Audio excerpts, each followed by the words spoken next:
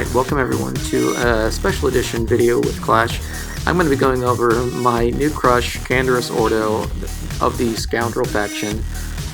And I'm probably, yes, the one person that was weird enough to get him to G13 first, but I have a pretty good reason for it. And I wanted to let you all know why I think that is. And it's going to be mostly due to just the insane power that he got at G13, starting with his piece at 1100 physical damage increase, which is the most in the game.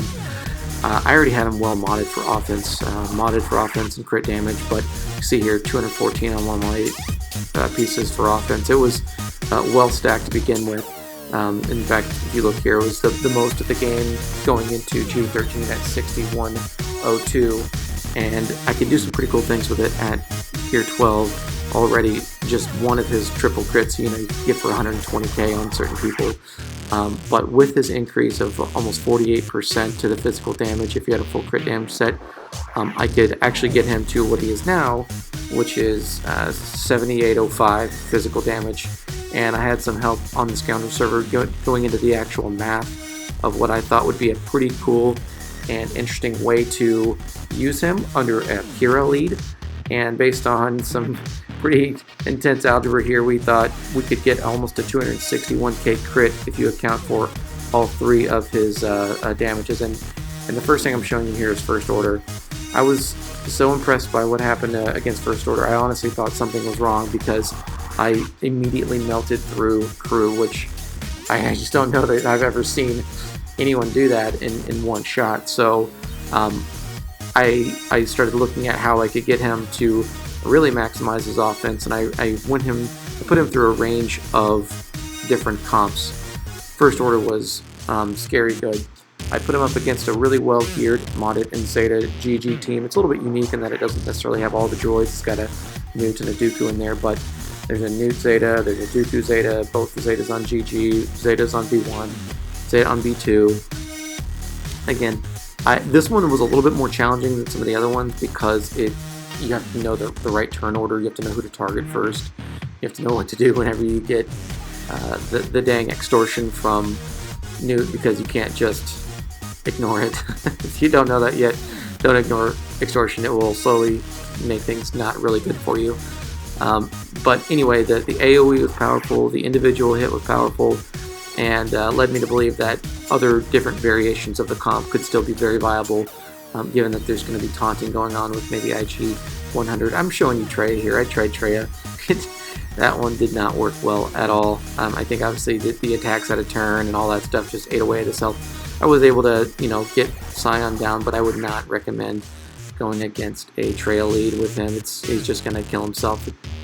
Not going to work in your favor. So I also went against Night Sisters. I think Night Sisters are great as a counter in most cases if you're using him under a Karth lead. So I thought, well, let's see what they do under this. And again, very, very effective. It worked really, really well. This doesn't have Spirit, so I wasn't able to test that per se, but by and large, I still think he's going to be doing enough damage across the board to make this a really, really strong counter to Night Sisters, especially AV lead. Again, the setup is a little bit weird because I've got Bastila Shan in there, and my goal is that whenever we get to him is to actually replace her or maybe L3, or I'm not sure with what. And the main reason is because he will ignore defense, which I think will be really huge and help counter Darth Revan, which, okay, I'm going to qualify this footage that you're going to see right here because I do beat Darth Revan with a Darth Malak, all Gear 12, all Zetas, well modded. Well, not well modded. It wasn't ideal mods in this setup. I put all my god mods that I could, and this was about the 6th or 7th attempt.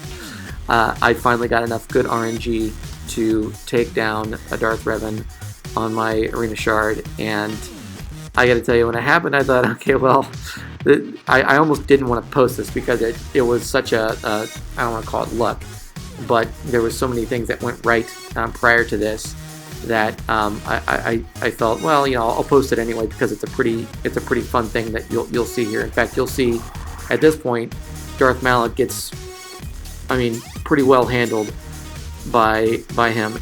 I wish he had protection. That's the only thing, because then he could, hit him again. But Suffice it to say, this was a fun and interesting way to counter.